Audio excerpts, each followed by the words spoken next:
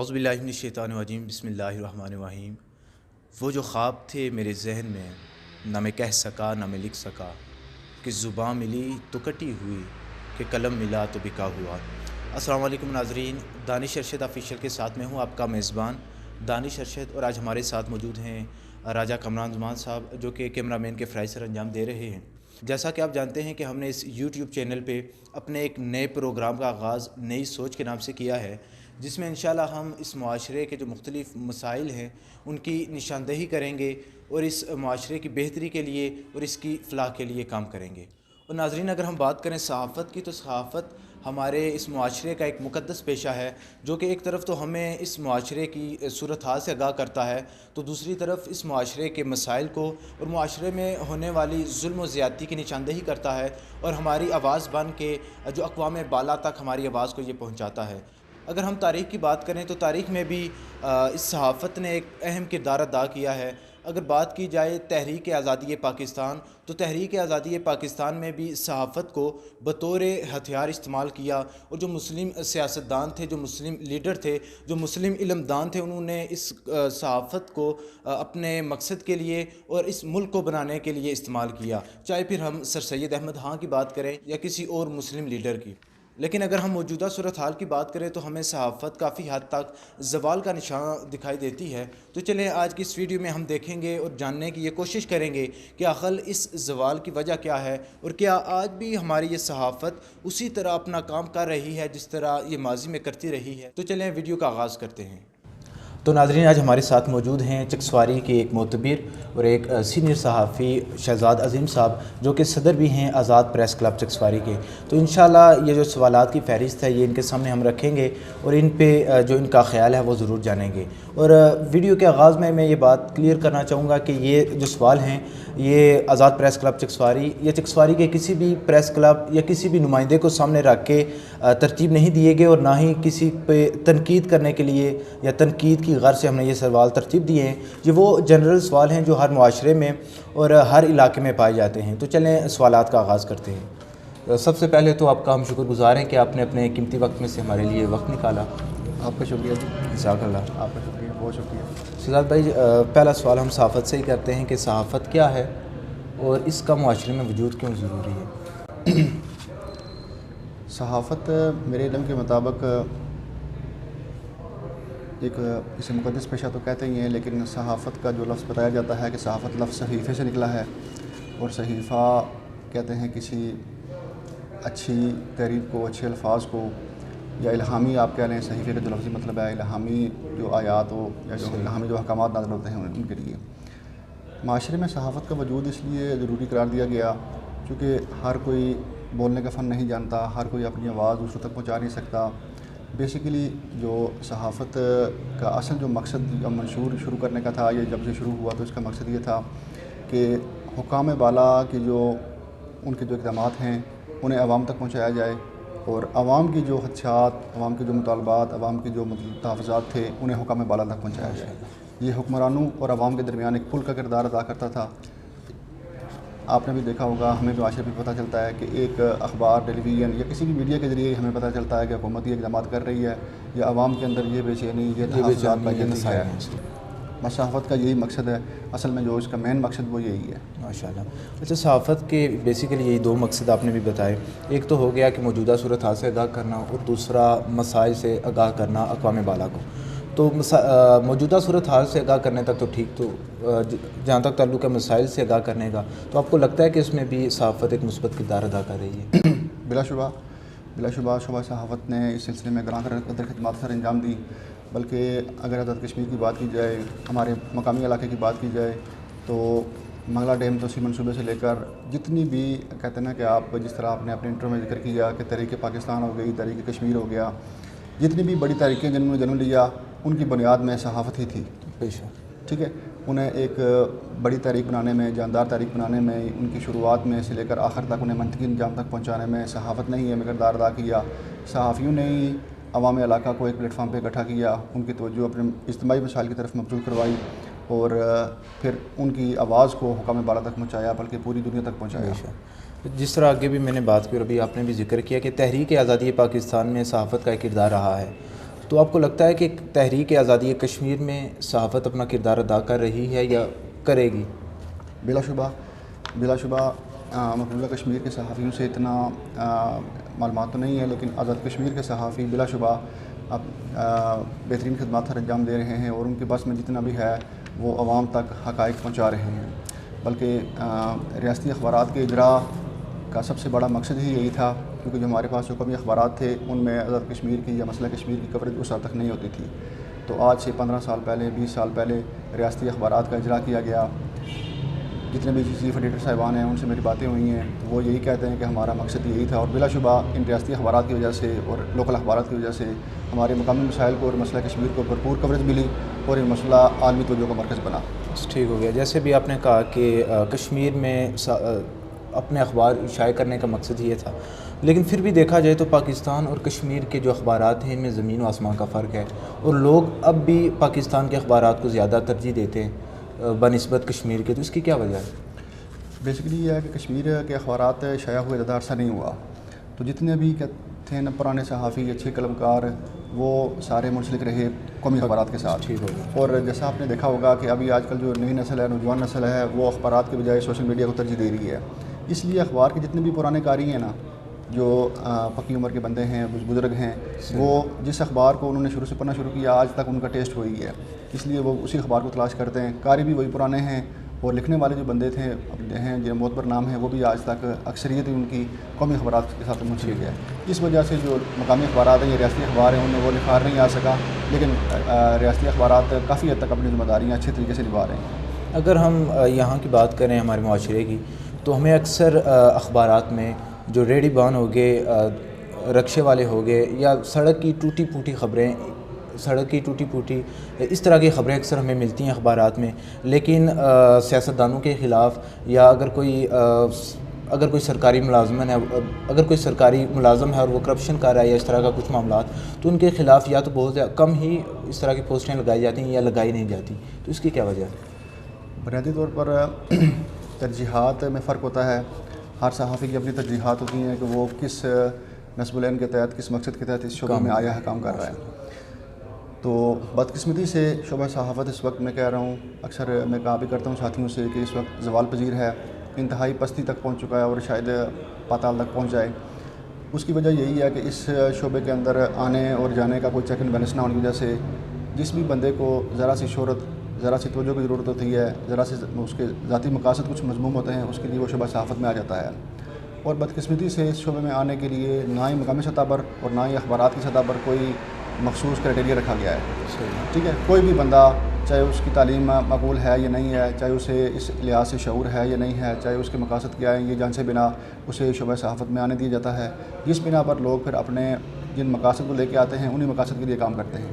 لیکن الحمدللہ اچھے صحافی بھی اس معاشرے میں موجود ہیں جنہوں نے حق و سچ کا دامن کبھی نہیں چھوڑا، اور عام کہتے ہیں کہ توجہ ہٹانے کے بجائے جو اصل مسائل ہیں ان کی طرف عوام کی توجہ مبذول کروائی، اور اصل مسائل کو ہائی لائٹ کرنے میں وہ کردار اپنا ادا کر رہے ہیں۔ بے شک۔ کیا صحافت سیاستدانوں کی چنگل سے آزاد ہے؟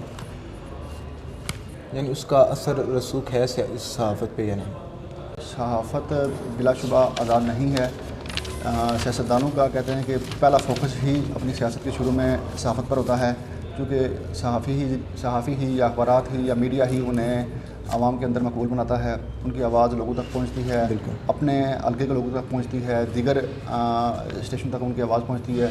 اس وجہ سے صحافت کو آپ آزاد نہیں کہہ سکتے، لیکن کچھ غیر جانبدار لوگ بھی اس معاشرے میں موجود ہیں جو غیر جانبداری کے ساتھ تمام سیاسی جماعتوں، تمام مذہبی جماعتوں اور ہر قسم سے تعصب سے بالا ہو کر اپنی آواز، اپنے علاقے کی آواز، اپنے مسائل یا اپنے قلم کو آزادانہ استعمال کر رہے ہیں۔ ماشاءاللہ۔ اگر کوئی شخص اخبار میں کسی کے خلاف کوئی خبر لگاتا ہے تو کیا اس سے پہلے اس کی تصدیق کی جاتی ہے، یا اگر نہیں تو کیوں؟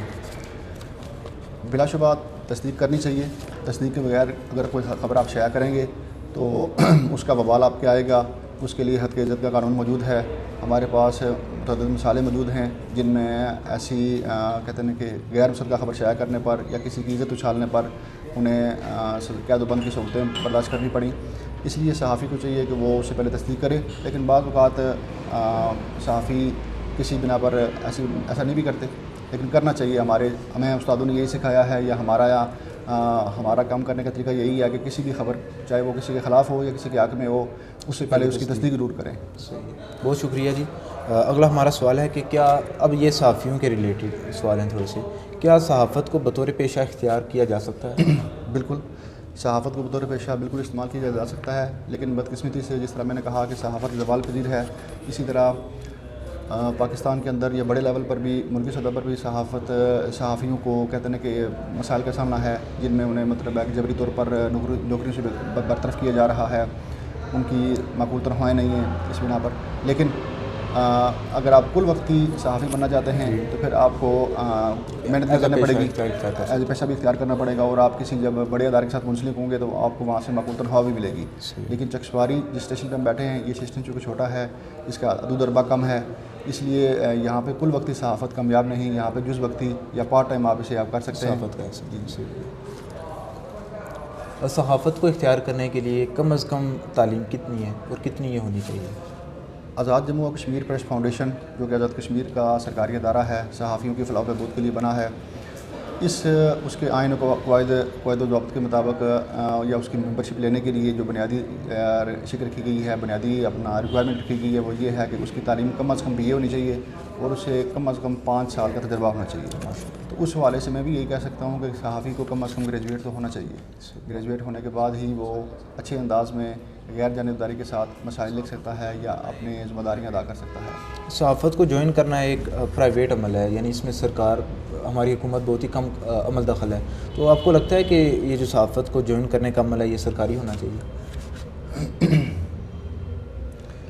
سرکاری ہونے سے بھی مشکلات بڑھ سکتی ہیں، کیونکہ سرکار کی اپنی ترجیحات ہوتی ہیں. صحیح بات. اس حوالے سے پھر وہ اپنی مرضی کے مطابق میڈیا کو کنٹرول کرنے کی کوشش کریں گے.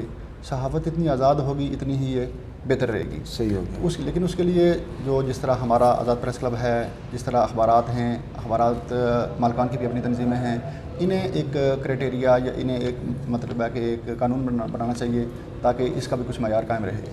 یہ حکومت کی بجائے عوام کے ہاتھ میں یا صحافیوں کے ہاتھ میں رہے تو بہتر ہے. حکومت کے ہاتھ میں چلا گیا تو بہتری کی امید بھی ہے، لیکن زیادہ تر جو نقصانات وہ سمجھیں، یعنی حکومت اسے اپنی مرضی سے استعمال کر سکتی ہے. ایسے پریس کلب بنانے کا کیا مقصد ہوتا ہے؟ کسی بھی علاقے میں مختلف صحافی کام کر رہے ہوتے ہیں، مختلف اپنے نیوز چینلز، اپنے اخبارات کے ساتھ منسلک ہوتے ہیں. تو جس طرح کہتے ہیں کہ اتحاد میں برکت ہے، بالکل اسی طرح اگر آپ اور میں اکیلے صحافت کریں گے تو ہمیں بے شمار مسائل کا سامنا رہتا ہے.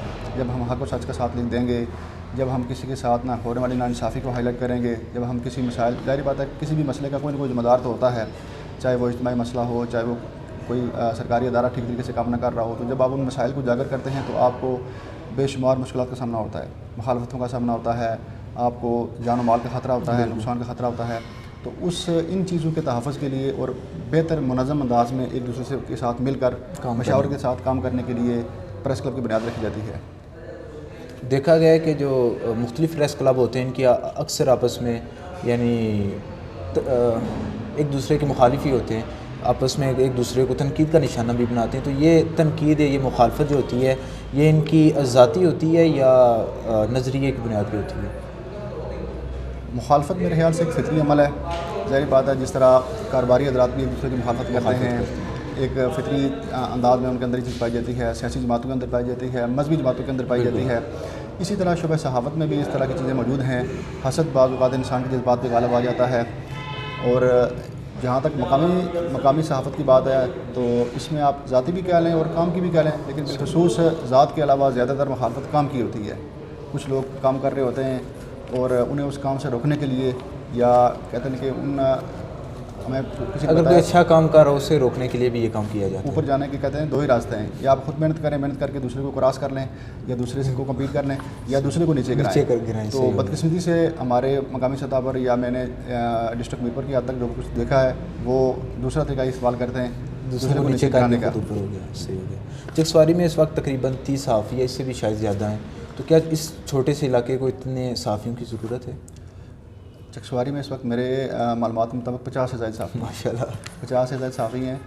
تو ایک رضاکارانہ عمل ہے ایک رضاکارانہ عمل ہے، ایک کہتے ہیں کہ ایک میرے خیال سے اگر آپ اچھے انداز سے اسے کریں تو یہ آپ کے لیے صدقہ جاریہ کا باعث بھی ہے، آپ کے لیے نیکی کا باعث بھی ہے، اسے آپ قلب جہاد بھی کہہ سکتے ہیں۔ صحیح بات ہے۔ تو جتنے بھی آئیں اس میں کہتے ہیں کوئی کبات نہیں ہے، لیکن اچھے انداز میں کام کریں، سیکھیں۔ بدقسمتی سے چکسواری میں جو اکثر صحافی نئے آنے والے ہیں، کچھ مجھ سے سینئر ہیں، کچھ بعد میں آئے، تو یہاں پہ سیکھنے سکھانے کا کوئی اس طرح کا عمل نہیں ہے۔ نہ ہی سینئرز اپنے جونیئرز کو کچھ سکھاتے ہیں اور نہ ہی جونیئرز کے اندر یہ شوق پایا جاتا ہے کہ وہ کچھ سیکھیں۔ تو بس جس انداز میں آیا انہوں نے کام کرنا شروع کر دیا، اس وجہ سے مسائل ہیں، اس وجہ سے صحافی میں زیادہ نظر آ رہے ہیں، ورنہ یہ ایک رضاکارانہ فوج ہے، رضاکارانہ ایک ٹیم ہے جو بلا تنخواہ ریاست کے معاشرے کے سپاہی ہیں، معاشرے کی خدمت سر انجام دے رہے ہیں۔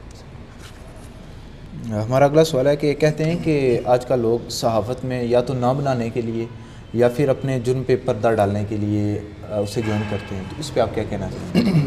بلا شبہ ایک عمومی رائے یہی وجہ رہتی ہے، اور میں اس کی تردید نہیں کرتا کہ بے شمار صحافی ہم نے اپنی آنکھوں کے سامنے دیکھے کہ جنہوں نے اپنے وہی بات پہلے ہو چکی ہے کہ مضمون مقاصد کے لیے، کسی نہ کسی خاص مقصد کے لیے، کسی سیاسی جماعت کو پروموٹ کرنے کے لیے، کسی کاروبار کو تحفظ دینے کے لیے یا کسی ذاتی مقصد کے لیے صحافت کو جوائن کیا، لیکن بار بار وہی بات میں تکرار ہو جاتا ہے اس بات کا کہ اچھے لوگوں کی بھی کمی نہیں ہے۔ مختلف اسٹیشنوں پہ میں بڑے بڑے اچھے صحافی ملتے ہیں، سوشل میڈیا نے ہمارے روابط کو اور مضبوط کیا ہے، مختلف اسٹیشنوں کے صحافیوں سے رابطہ ہوتا ہے، تو یقین کریں ان کے جذبات کو، ان کے احساسات کو یا ان کے کام کو دیکھ کر رشک آتا ہے۔ ماشاء اللہ۔ کچھ دن پہلے چکسواری میں ایک میں خبر پڑھ رہا تھا، دو لوگوں کے درمیان لڑائی ہوتی ہے اور اس لڑائی کو ریاستی اور غیر ریاستی افراد کے درمیان لڑائی کا نام دیا جاتا ہے، تو کیا یہ ریاست کشمیر اور پاکستان کے درمیان نفرت کا بیج بو دینے جیسا نہیں ہے؟ اس کے اندر بھی دو رائے پائی جاتی ہیں۔ متوازن رائے یہ ہے کہ بلا شبہ انسان کو اس کے عمل کے ساتھ دیکھنا چاہیے، نہ کہ اس کے ماضی کے ساتھ یا اس خطے کے ساتھ جوڑنا چاہیے۔ اچھے برے لوگ ہر علاقے، ہر قوم، ہر قبیلے، ہر معاشرے میں پائے جاتے ہیں، اس لیے کسی فرد واحد کے جرم کو اس کے علاقے سے منسلک کرنا، منسوب کرنا یہ اچھی بات نہیں ہے۔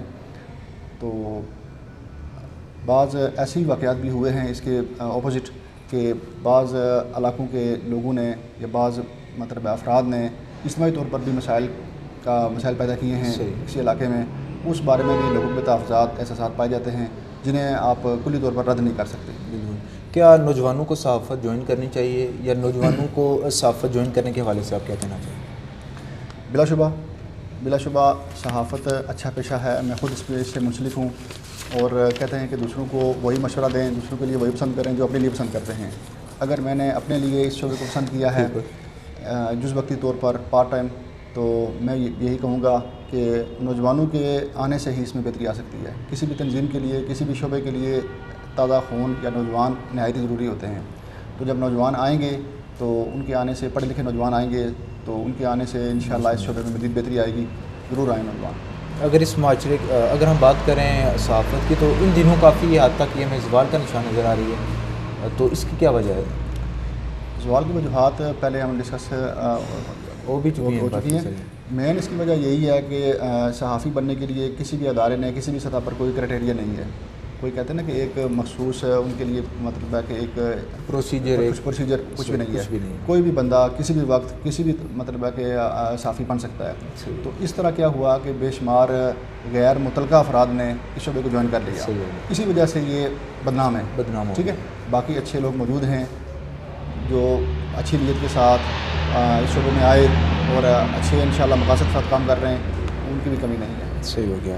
موجودہ دور میں ہم بات کریں تو ٹیکنالوجی کا دور ہے، تو ایک کلک پہ ساری خبریں سامنے آ جاتی ہیں، تو آپ کو لگتا ہے کہ اس دور میں بھی اخبار کا زندہ ہونا یا باقی رہنا اس کی ضرورت ہے؟